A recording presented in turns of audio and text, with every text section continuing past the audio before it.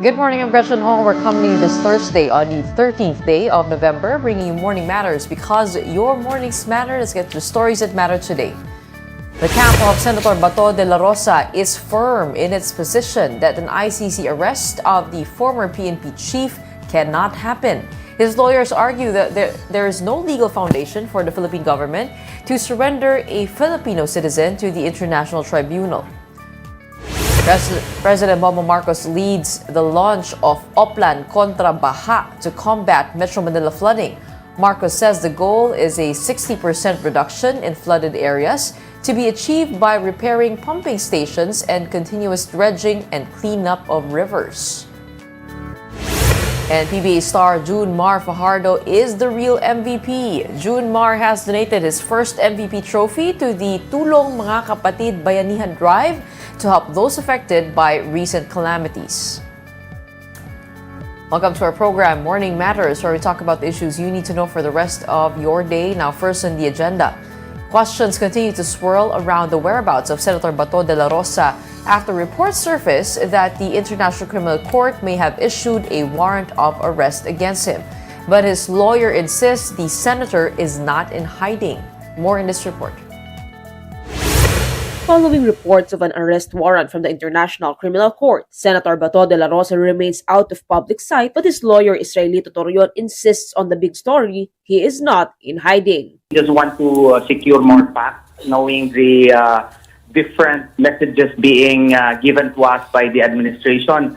A high government official, the ombudsman himself, who is supposed to be an impeachable officer and who's supposed to be the protector of the people, but is now acting like the unofficial spokesperson of the ICC, claims that there is a warrant of arrest against him. So it is just but natural for Senator Batu to verify what are the facts. Torreon also confirmed filing a petition before the Supreme Court, seeking a temporary restraining order against the DOJ and other agencies from enforcing any potential warrant. There is a clear and urgent necessity for the court to act because of grave and irreparable injury that may happen or that may arrive or that may occur insofar as the rights of the petitioner is concerned.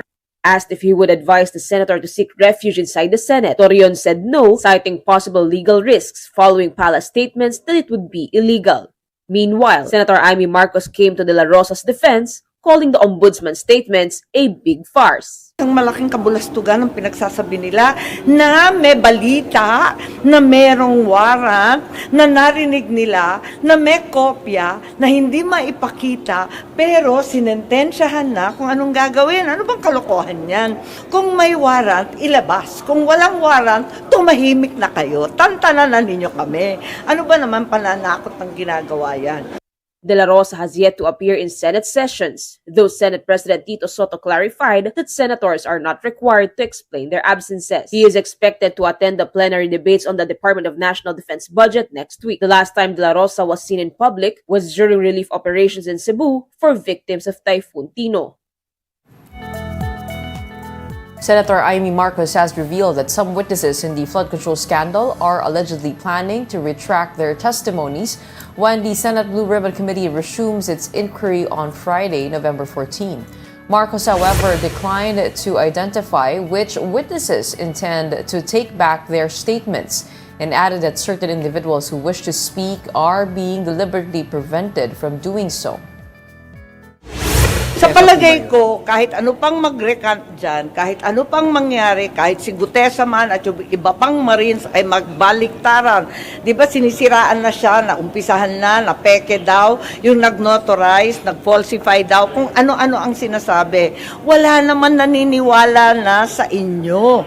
Rinilin lang ninyo ang sambayan ng Pilipino. Pero ang Pilipino hindi na po magpapaloko. Basta, yun na yun.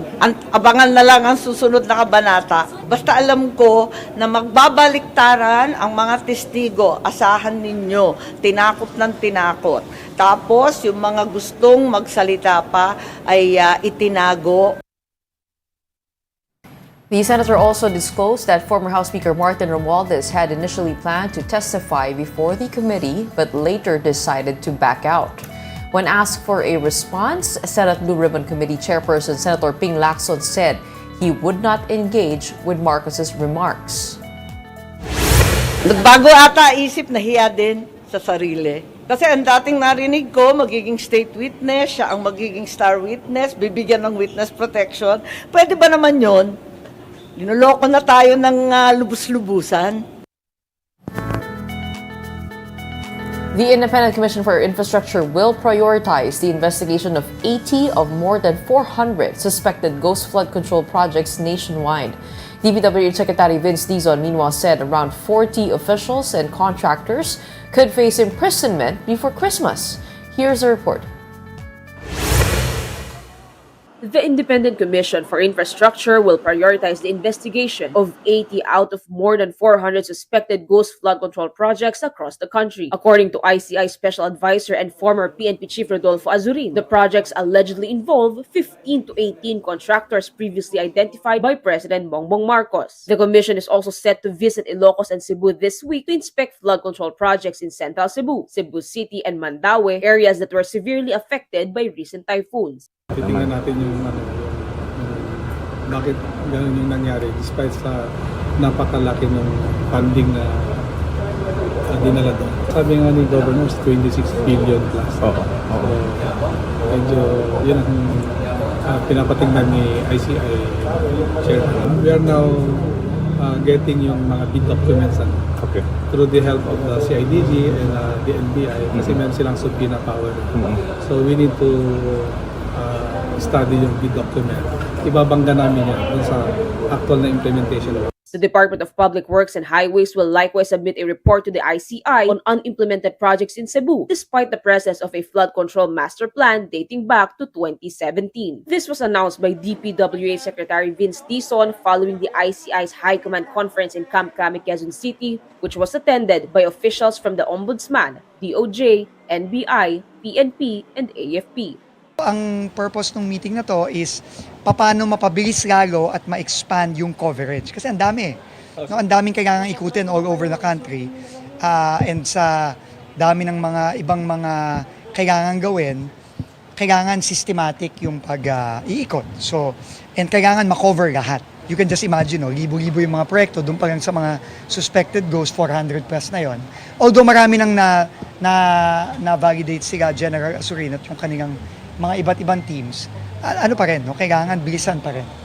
Dizon also denied claims that the participation of the PNP and AFP was due to security concerns. Sila ang initially na nag-validate, di ba? Dahil nga, sila yung nasa ground, sila yung nandun mismo, sila ang pinakamaraming mga tauhan sa iba't ibang mga lugar sa bansa. So, sila yung initially nag-validate, so kailangan kasama pa rin sila. The DPWH chief further stressed that some individuals will be spending Christmas behind bars. Dizon estimated that around 40 people could face imprisonment for their alleged roles in fraudulent flood control projects in Bulacan and Oriental Mindoro. Among those expected to be charged are former DPWH officials and engineers Henry Alcantara, Bryce Hernandez, and JP Mendoza, as well as the couple Curly and Sara Discaya, and St. Timothy Construction. Also named were former Congressman Zaldico, Sunwest Incorporated, Wawaw Builders, and several others. The DILG is investigating 24 local officials who left the country during the height of Super Typhoon Uwan. Interior Secretary John Vic Remulla said most of the officials, including several mayors, traveled abroad between November 9 and 15 despite a directive suspending all foreign trips. He reminded local leaders that they have a moral duty to stay and lead disaster response efforts. Isabela Governor Rodolfo Albano III defended his trip to Germany, saying it was for an agricultural trade fair that had long been approved. Up next, with the goal of decreasing Metro Manila flooding by 60%, President Bongbong Marcos launches Oplan Contra Baha. Let's discuss this with urban and environmental planner Dr. Dinky Ainsedel when we return after a quick break. Keep it here.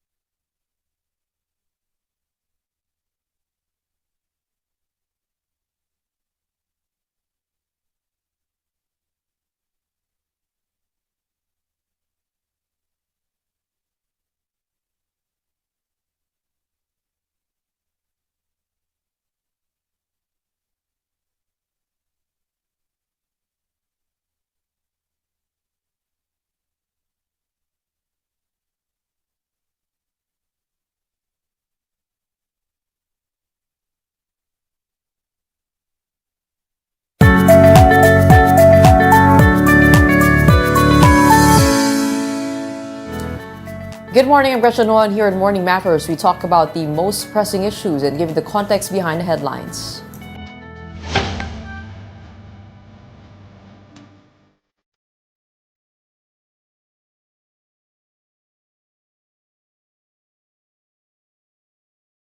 President Marcos has launched a nationwide campaign to ease the country's flood woes, starting in Metro Manila. The president led the launch of Oplan Contra Baha, a cleanup drive that aims to declog rivers, creeks, and drainage systems across the metro. The initiative covers more than 140 kilometers of waterways and 330 kilometers of drainage lines, with operations to run until July 2026. DPWH Secretary Vince Dizon said Oplan Contra Baha will be a 9-month continuous cleanup before the next rainy season, supported by the private sector. That's essentially between now and the next rainy season. No, so tuloy-tuloy po ang gagawin natin dito. Initial pa lang ho itong 9 months, pero tingin namin sa loob pa lang ng 9 months, just by clearing the waterways alone, malaki na po ang magiging epekto nito sa pag-mitigate o pagbabawas ng baha sa Metro Manila.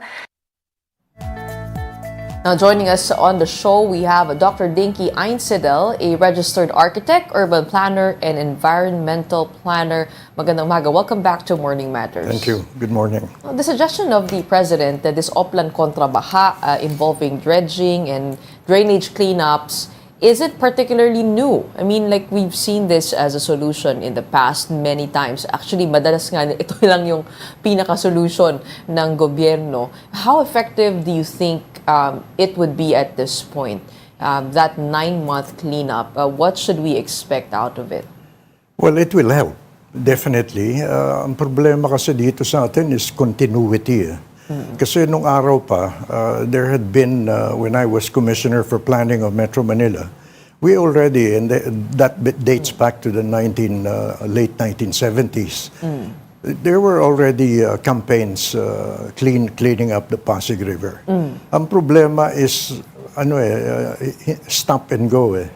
It needs to be continuous because as population continues to increase and economic activities continue, solid waste is going to be generated. And unfortunately, a lot of it ends up in our creeks and rivers. So yung paglilinis talaga, dapat yun continuous. Bakit nga ba hindi continuous yan? Meron po tayong budget for flood control management.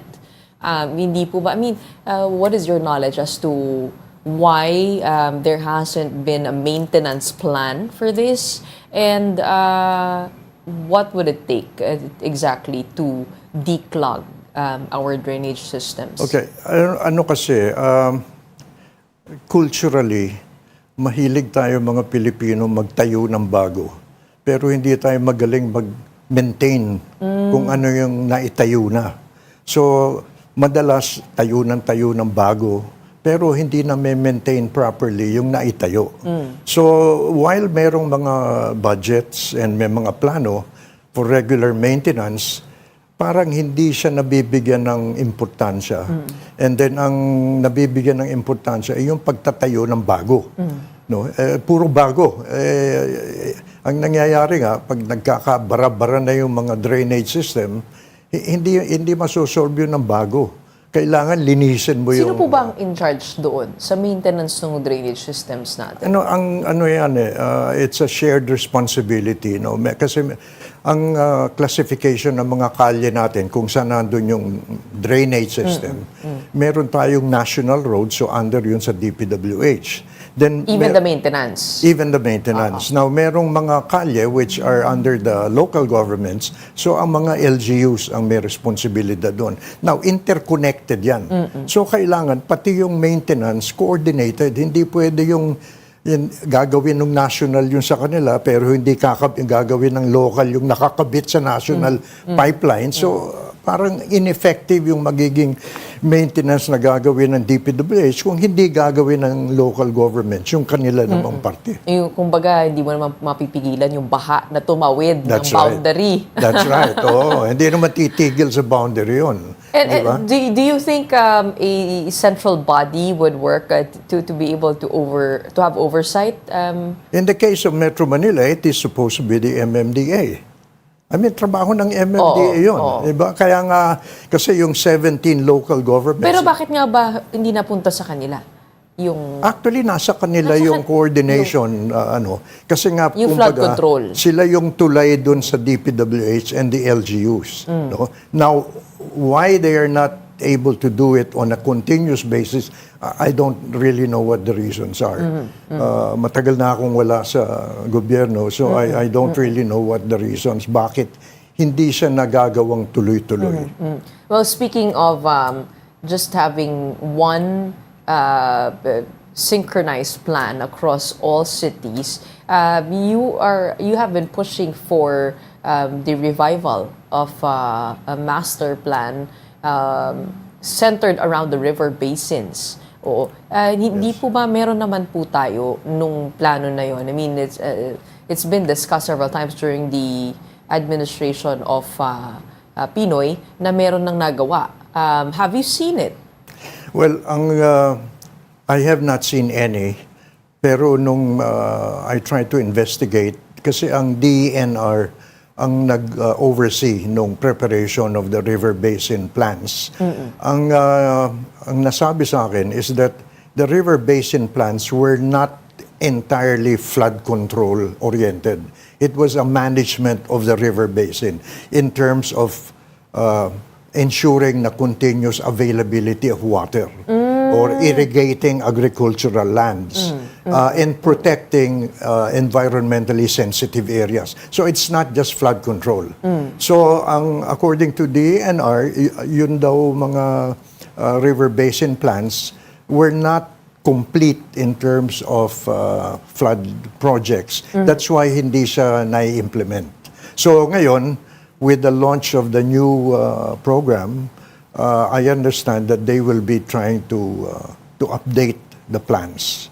So do you think that's better to have to take that perspective of managing the river basins, or would it be better to focus on flood control, or have those two separate? Well, kasi may mga solutions to the flood problem that are not infrastructural. In other words, it means management of the land, management of land use. So, for example, the amount of development that takes place in a city, when you build a lot of buildings, streets, and parking lots, nababawasan kasi yung ability of the soil to absorb rainwater. So, the amount of land that is supposed to be left open is an LGU responsibility because sila yung responsible sa land use planning. Now, so yung drainage system, ano lang dapat yun kung ano lang yung papasok dun sa mga underground, kung ano lang yung sobrang tubig, yun lang dapat ang ina-address ng drainage system. The other aspects of flooding should be addressed by land management, zoning, the use of land, preservation of protected areas, etc. So what's the starting point that we should take here for a proper flood control management plan?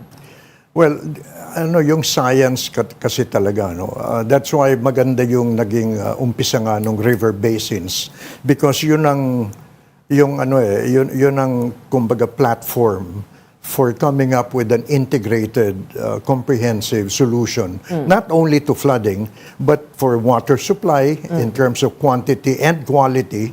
So, comprehensive siya, integrated siya. So, yung river basin plans is really a good starting point. Yun nga lang, because parang hindi siya nabigyan masyado ng pansin, hindi mo agad makuna ng projects that you can immediately implement. Although, if you, ito nga isa sa mga advocacies ng we just had a symposium yesterday on promoting nature-based solutions. Kasi yung nature-based solutions includes, for example, tree planting, including rain gardens in your parking lot, including collecting rainwater in your houses, using drums. So, meron nang immediately magagawa, even at the household level, na hindi siya kailangan ng heavy infrastructure. Makakatulong siya, maybe not in a very big way, pero makakatulong pa rin. And actually nga, no, if naglagay ka ng, kung makikita mo yung mga daan, kapag naglagay ka ng semento, mas lalo pang binabaha. That's right. That's Imbis right. na, and you're not supposed to put cement on some areas. And speaking of land use, no, we don't have a National Land Use Act yet. Well, yeah, matagal na nga pending yung National Land Use Act. Ilang congressional sessions na yan na nakabinbin eh.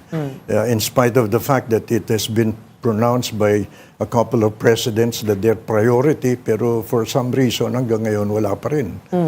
And it's important to have it. Kasi yan ang nag-delineate, nag-define. What's the hold-up? I think there are some vested parties who don't like to have that definition or delineation of what are areas that are developable and areas that should not be developed. Kasi siguro mawawalan sila ng negosyo kung madedeclare na non-developable yung mga areas na nila, land bank nila. So, yun ang, I think that's the deterrent to it. Let's take a look at Cebu. Meron nakapagbanggit na natayuan doon yung ilan sa mga protected areas. Kaya binaha. I mean, what do you know about the topography of Cebu? Ang pagkaalam ko is that there was an ordinance, a city ordinance, declaring a protected area. Pero natituluhan. Now, alam naman natin, pag natituluhan, then the holder of the title feels entitled to build on it. And so walang magawa yung city government kasi titulado, naging titulado yung lupa. So they could not enforce the ordinance and sunod-sunod yung naging development. And that was, I think, a major cause of the flooding. If this National Land Use Act comes into play, what happens now to pre-existing titles and developments? Well, Is it still, I mean, the question I guess would be, is it still possible at this point to enforce given marami na rin po tayong mga areas na, yun nga, ganun ang lagay, na hindi dapat tinayuan pero natayuan. What can we do at this point to be able to... Well, from an urban planning perspective, I think ang pwedeng gawin doon is pag-aralan kung paano mababawasan yung negative effect ng development dun sa area. Hindi siguro totally paalisin o palilipatin yung mga nakatira doon dahil meron din naman silang property rights. Pero siguro yung mga possible reduction measures to reduce yung damage, siguro yun ang pwedeng matingnan kung anong pwedeng gawin. I think this is where a community citizen participation approach is necessary. Yung kailangan mong kausapin yung mga tao, ano yung kailangan ma-explain din sa kanila. I think they need to also be educated. If you remember some of the problems in Antipolo before, yung Cherry Hills, yung gumuho yung condominium doon sa bundok, and then ang daming namatay. That could happen to them. So I think they need to also be educated that and they need to be made aware na kung hindi mo babawasan yung risk of a future damage, that's the kind of danger you are in. Di ba? So I think makukumbinsi naman and there would be some kind of a middle ground siguro na pwede. It may not be 100% guaranteed na talagang safe ka, pero at least mabawasan man lang sana yung extent ng possible damage. What do you think is working for Iloilo's flood control project? I mean, the Haro floodway has been trending and has gone viral online for being a flood control project that works. What are you seeing there in the way that the Japanese do their flood control projects? Well, fortunately, I was involved with that project. It was part of an ADB-funded project, yung Metro Iloilo-Guimaras Infrastructure Master Plan. So, ang advantage yan is napag-aralan well in advance. And it considered the whole of Metro Iloilo, hindi lang Iloilo. No? Kasi yung tubig baha, nanggagaling yan sa upstream, which may be in another LGU or in another province. Di ba? Pero yun nangyari sa Sendong sa Mindanao. No? Another province yung pinanggalingan ng tubig, bumaksak dun sa Cagayan de Oro. So, napag-aralan in the case of How many years did Iloilo. it take before it was built? Well, it was programmed for construction over a number of years. No? Pero kasi merong plano at naikasa yung budget, continuous yung implementation. Kasi yun ang problema sa flood, yung one of the reasons why we have a lot of floods, is yung mga projects na iniimbestigahan ngayon, putol-putol eh. Chop-chop. Chop-chop eh. Project to project instead of a continuous master plan, para bang na-chop-chop siya.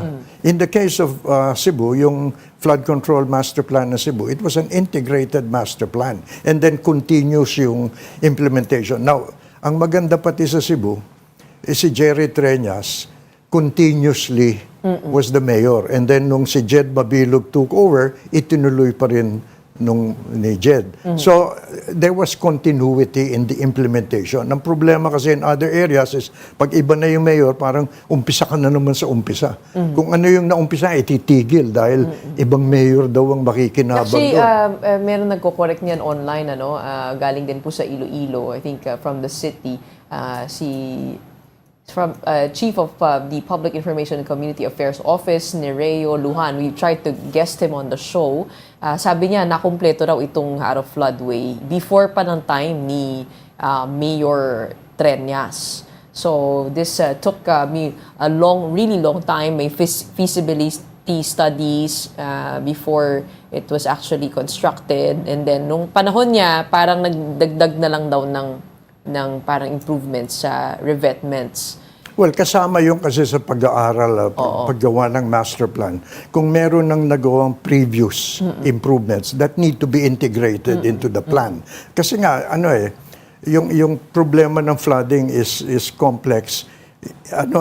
It involves a number of LGUs, a number of levels of interventions by the government. So kailangan talaga pag-aaralan ano yung nagawa na before, ano yung naka-propose in the future, and how are they interconnected.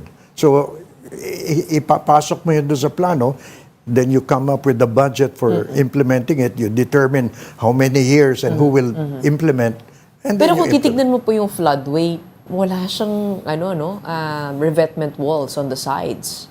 I mean, ano yung technology na ginamit nila? Well, no, kasi before when a flood control project is undertaken, dun sa pag-aaral, saan yung natural drainage ways? And then ano yung characteristics ng drainage way na yun? If it's an existing river or a creek, ano yung nandun? Now, marami kasi sa Iloilo mga mangroves eh. Yung mga creeks and rivers nila, marami silang mangroves eh. And since nakakatulong yung mangroves to delay the flow of floodwaters and to absorb the floodwaters, ni-retain nila yon. Hindi nila inalis. Hindi nila pinalitan. Hindi nila pinalitan. Kasi ang ginagawa doon sa ibang lugar, sinisimentohan nila agad eh. Ito, hindi nila sinimentohan. Pero Iniwan nila. parang meron po. There is also a presence of gray infrastructure still with that floodway. Iba lang yung pagkakatayo niya. Parang mas level. Yeah, meron kasing sistema called gabions. Yes. It looks like a cage, a wire. O yan po yung GI steel. Well, Galvanized iron steel. Tama po ba? well, it's either a steel cage or a Yes. metal cage na perforated siya or kumisan screen parang chicken wire ganun. Tapos mga bato. Yun po yung ginamit sa Haro flood? I'm not sure whether Okay. what was used in Haro. kasi detailed engineering na yan. Pero that is what landscape architects use. Okay. So that pag flow ng tubig sa ilog, instead na simento, it flows through these gabions. And then, yung I understand what you mean kasi I did the control management in my own area. Okay. And I used gabion. Okay. At tama po kayo, yung sinasabi nila, lumulusot kasi yung tubig. Yes, yes. Imbis It na slows sementohan down. mo. Oo. Kasi pag sinementohan mo, pinabibilis mo yung flow ng tubig dahil solid Pero kung gabions, it slows down the ano. So it also prevents erosion. Although the great infrastructure involved in the Haro floodway includes revetment, ground seals, sluices with slide gates, with flap gates, inverted siphons, all of which are engineered concrete and steel structures. So meron pa rin. Yes. I guess we have to study, no? Yes, hindi. What makes it work. Yeah, hindi naman kasi sinasabi na don't do the hard infrastructure and the hard engineering. Pero it has to be done in the proper places. Yung report kanina ni Secretary Vince Dizon na inimbestigahan nila yung mga ghost projects, marami din silang na-discover na projects, mali ang pagkalagay ng dike. Instead na makatulong sa flood control, it made flooding worse. So, in fact, I think they will be destroying or demolishing that because nakakasama napapalawak yung flood. So do you think extent. we should remove the dike construction altogether from the district engineering office and just move this to national? I mean, because you're also balancing here. I understand, no? Parang somehow you're balancing the long-term solutions and also trying to mitigate the effects of the flooding on the local community surrounding these flooded areas. Kumbaga parang lalagyan mo ng dike yan para hindi makapunta o hindi manganib yung buhay ng mga taong nakatira malapit doon. And so, yun yung binabalanse mo dito. Pero kailangan mo pa rin kasi yung problema kasi ng baha is site-specific, location-specific. So, kailangan mo nung district level intervention. Ang problema is baka kulang ng capability at the district level. No, that's why nagkakaroon ng mga projects na mali ang pagka-design, mali ang pagkalagay, and there's not enough people who were able to check. Now, I understand itong bagong programa, yung nilaunch kahapon, DPWH has mobilized experts to help them in checking whether these proposed projects are science-based and technically correct. So, hindi yung parang iniwan na lang dun sa district to implement what they want to implement. And I guess that's the reason why we do need a master plan para kung sino man ang may hawak nun ay naiintindihan na iisa lamang ang plano and we're all moving towards That's right. So may master plan ka at the national, but you also need a master plan for the river basin and for the district level as well. Well, I think there are solutions at hand. It's not like we haven't seen things that work. We just have to piece them all together. Yeah. In the meantime, maraming salamat for joining us this morning and helping us gain more insight into what should be done moving forward. We have Mr. or Dr. Dinky Einsedel, a registered architect, urban planner, and environmental planner. And coming right up, a new all-time low for the Philippine peso. The local currency closed at 59 pesos and 17 centavos to the US dollar on Wednesday, breaching the former record of 59.13 from October 28. All that and more when Morning Mattress returns. Keep it here.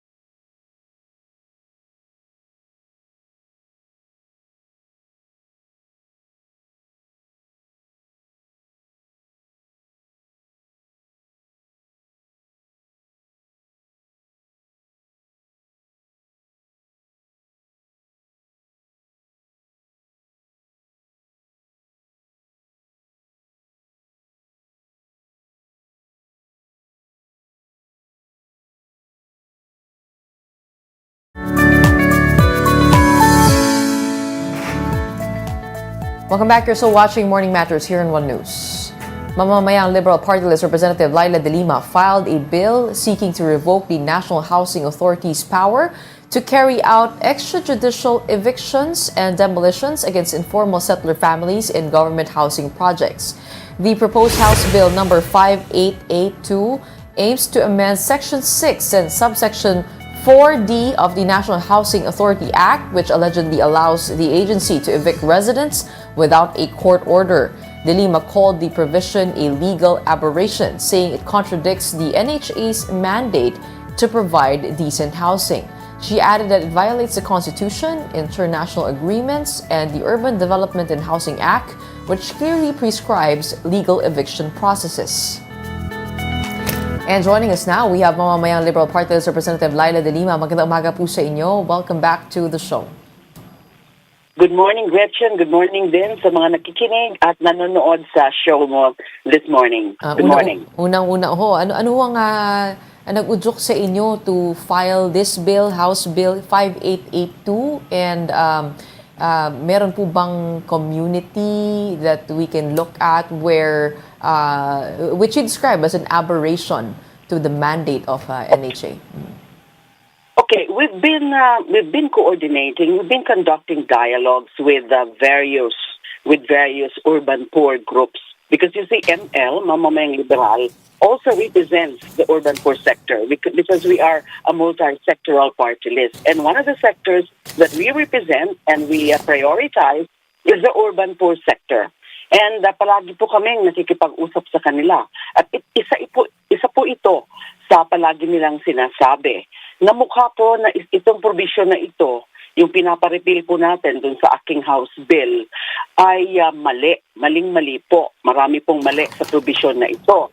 Kasi may mga certain areas, although I don't have the list right now, pero sabi nila, nanganganib daw ang sitwasyon nila because now of this power of the NHA, granted to the NHA to summarily eject and dismantle without the necessity of judicial order. So parang nung review po namin ito, nung pinag-aralan po ito ng ating staff, we found out that it seems to be a misplaced provision, o yung tinatawag po nating rider, na walang kinalaman dun sa provision, yung Section 6, enumerating the powers and functions of the NHA. Kasi meron nga ho yung National Housing Authority Act, yung Republic Act number 12216. And parang naisingit lang ito sa isang portion na kung saan sinasabi doon na yung duty and the function of the NHA na mangolekta ng mga utang. So bigla na lang itong siningit. The authority shall have the power to summarily eject. And then so palagi this is sort of a Damocles sword na sa tingin ng mga urban poor communities, yung mga informal settler families. Kasi nga, tunay na, maliwanag naman po sa UDHA, Urban Development and Housing Act, na meron tayong tatlong kondisyon lang o tatlong instances na pwedeng magpa-demolish. Ano po ba yun? Number one, kapag they are living in the mga occupants. So pwedeng kahit walang court order ay ipa-demolish ka agad because kasi nga danger zones mapanganib din maski sa buhay ng mga nakatira doon. Number two is when a government infrastructure project with available funding is about to be implemented. Or number three, when there is a court order authorizing eviction. None of these instances apply. None of this ang nasasabi natin na pwedeng maging basehan sa summary eviction or demolition by the NHA. Hindi naman po itong provision na ito at yung UDHA mismo, hindi naman po ito rini-repeal ng later law, yung sinabi ko po kanina na Republic Act number 12216 or the National Housing Act. So, in fact, dun po sa aking privilege speech, nung kahapon, Yes, hindi po, nung isang araw po, last Tuesday, I pointed out why I think nagkaroon ng legislative slip. Parang walang nakapansin. Kasi unang-una, wala po yan doon sa approved House Bill version.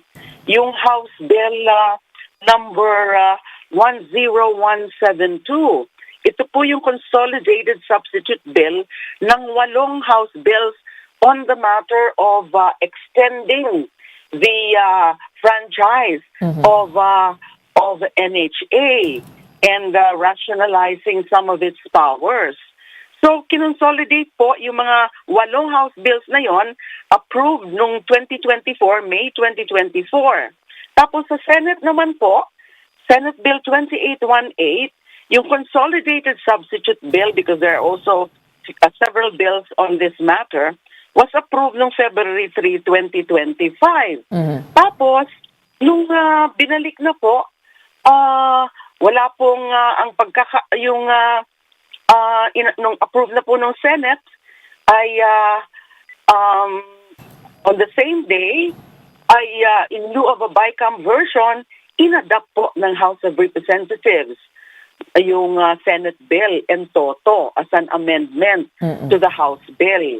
Mukhang walang pansin na yung Senate bill contains this rather questionable provision granting the power to extrajudicially and summarily evict and demolish. So I call the attention of my colleagues by virtue of that privileged speech, and also yesterday, the day after my privileged speech, I filed the corresponding bill seeking to amend RA number 12216 para i-repeal o alisin itong provision pong ito. So that is what happened. Okay.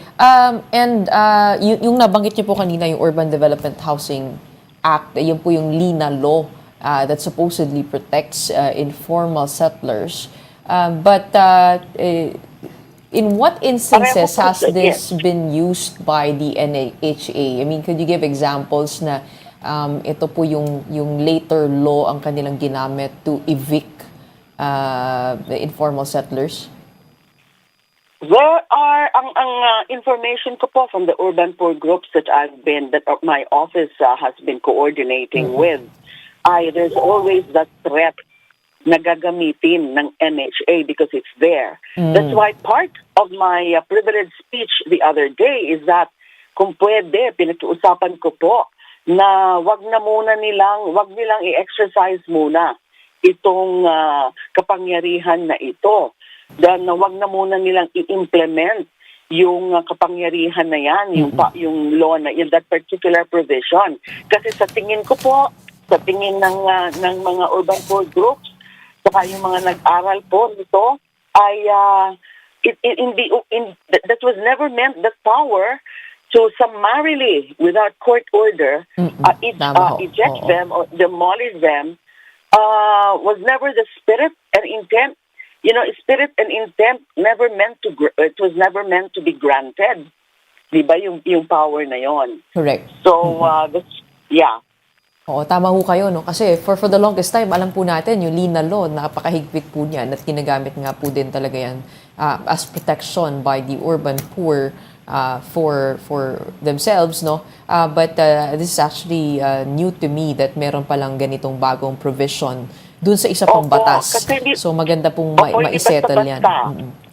Pero sa Supreme Court, ito po ba ay wala po naghain for clarification? It just needs another bill to be able to repeal this?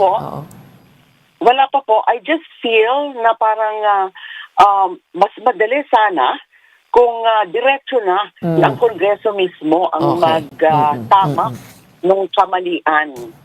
Diba? It will also take time for the Supreme Court to decide on that. So mas maganda na, sana makumbinsi yung mga kapwa ko mambabatas na nagkamali nga sa paglagay nitong provision na to at aksyonan by deleting the same. Okay. Opo. Moving on to other matters, Congresswoman, Yes. particularly on the said arrest warrant that's out for Senator Bato de la Rosa. Do you believe that there is really a warrant out for him? And I guess the other question is what might be the motive for the ombudsman to preempt the announcement of that arrest warrant? Okay, first, there is only that information, and that announcement of the current ombudsman about the issuance of the warrant of arrest. We need to wait for the official announcement from the ICC itself. But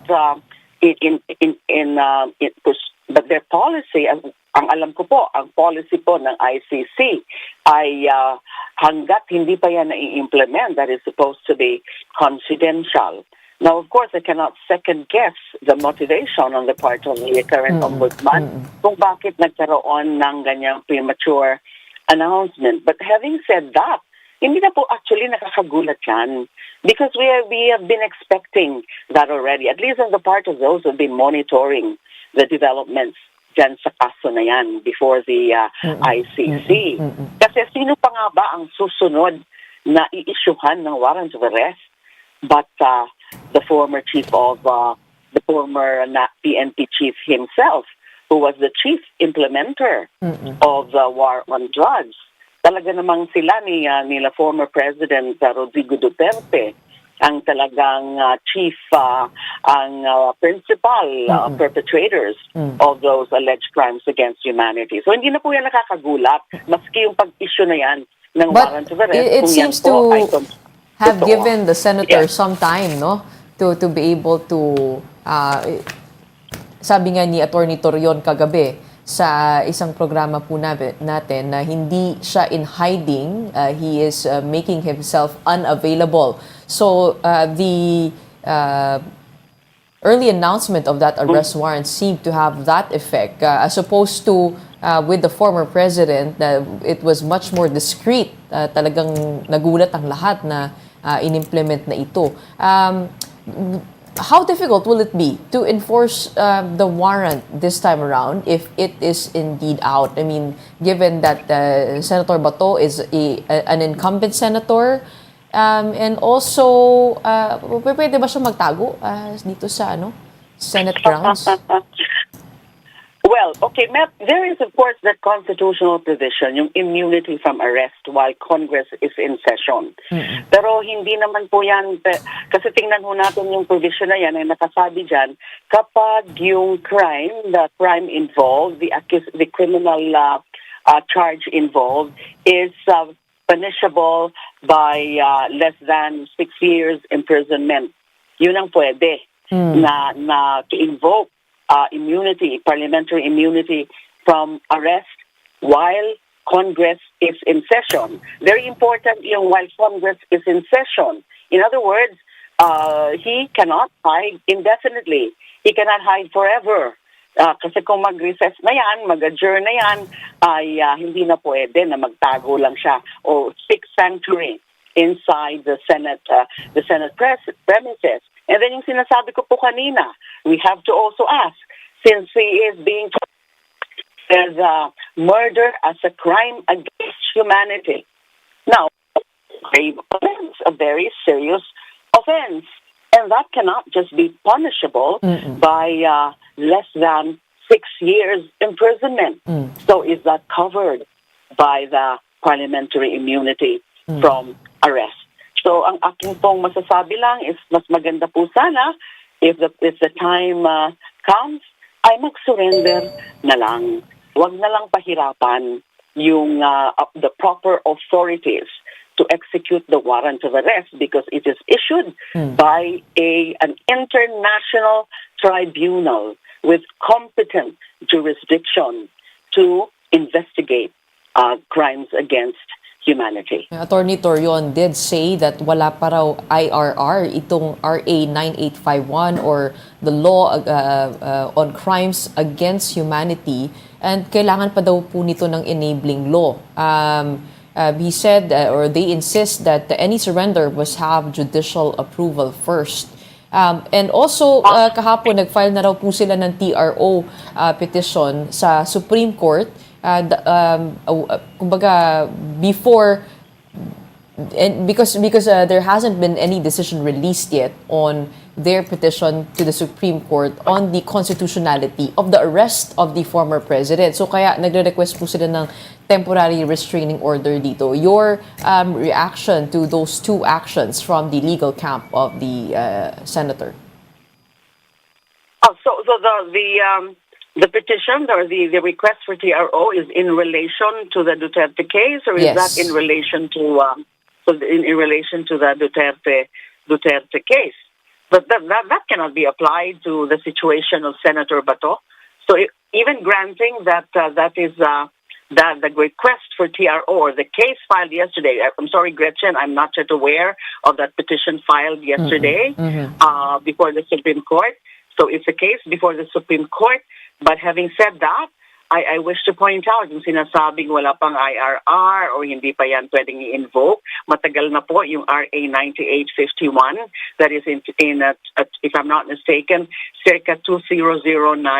It's even there. It has been enacted into law even before, prior to the Philippines ratification through the Senate of the Rome Statute. So invocable na po yan. Ginagamit na po yan. Yung RA 9851.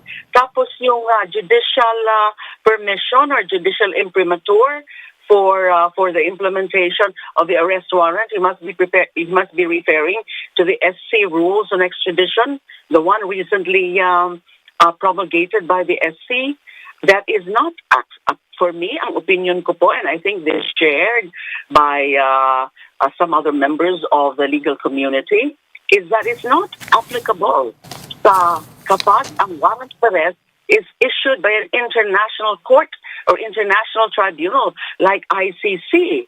Kasi yung rules on extradition, which is the implementing rule on our law on extradition, PD 1069, only contemplates yung state-to-state. Yun ang extradition treaty.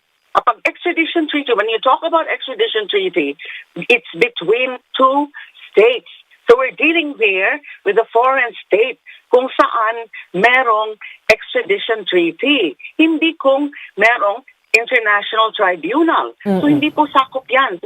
Yung rules on extradition na yan. Ang ano dyan is that kung ganun ulit ang gagawin ng ICC na ipapadaan sa Interpol, then again, the Philippine government has no option but to cooperate with the Interpol dahil nga miyembro tayo ng Interpol.